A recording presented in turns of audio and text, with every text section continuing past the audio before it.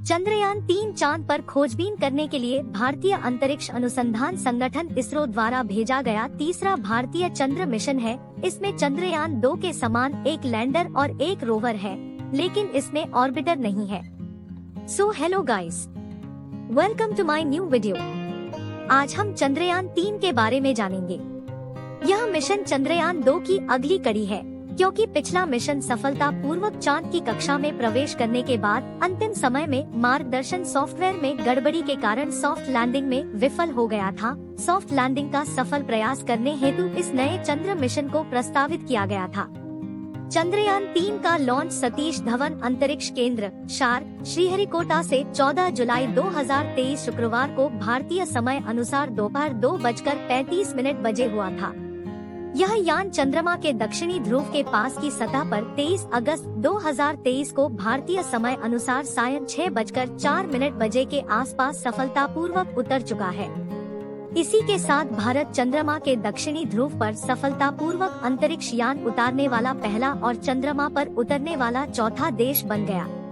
चंद्रमा पर soft landing की काबिलियत प्रदर्शित करने के लिए चंद्रयान कार्यक्रम के दूसरे चरण में इसरो ने एक ऑर्बिटर, एक लैंडर और एक रोवर से युक्त लॉन्च वाहन मार्क 3 LVM-3 नामक लॉन्च वाहन पर चंद्रयान-2 लॉन्च किया। प्रज्ञान रोवर को तैनात करने के लिए लैंडर को सितंबर 2019 को चंद्र सतह पर टचडाउन करना था।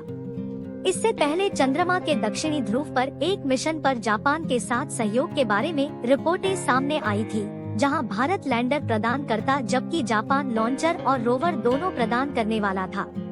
मिशन में साइट सैंपलिंग और चांद पर रात के समय सरवाइव करने की टेक्नोलॉजी शामिल करने की भी संभावनाएं थी।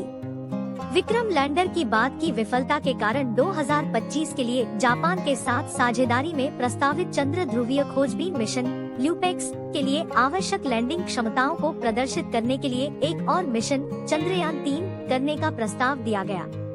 मिशन के महत्वपूर्ण फ्लाइट ऑपरेशन के दौरान यूरोपीय अंतरिक्ष एजेंसी ESA द्वारा संचालित यूरोपीय अंतरिक्ष ट्रैकिंग एस्ट्रैक एक अनुबंध के अंतर्गत इस मिशन को सपोर्ट प्रदान करेगी। चंद्रयान-3 को 14 जुलाई 2023 शुक्रवार को आंध्र प्रदेश के श्रीहरिकोटा स्थित सतीश धवन अंतरिक्ष केंद्र से दोपहर 2:35 पर लॉन्च किया गया। इसरो ने चंद्रयान-3 मिशन के लिए 3 मुख्य उद्देश्य निर्धारित किए हैं, जिनमें शामिल है: नंबर 1, लैंडर की चंद्रमा की सतह पर सुरक्षित और सॉफ्ट लैंडिंग कराना।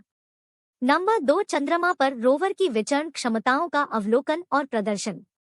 नंबर 3, चंद्रमा की संरचना को बेहतर ढंग से समझने और उसके विज्ञान को अभ्यास में लाने के लिए चंद्रमा की सतह पर उपलब्ध रासायनिक और प्राकृतिक तत्वों, मिट्टी, पानी आदि पर वैज्ञानिक प्रयोग करना।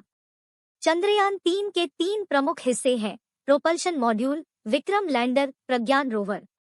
इसका प्रोपल्शन मॉड्यूल संचार रिले उपग्रह की तरह व्यवहार करेगा। प्रोपल्शन मॉड्यूल लैंडर और रोवर युक्त ढांचे को तब तक अंतरिक्ष में धकेलता रहेगा जब तक कि अंतरिक्ष यान 100 किलोमीटर ऊंचाई वाली चंद्र कक्षा में न पहुंच जाए।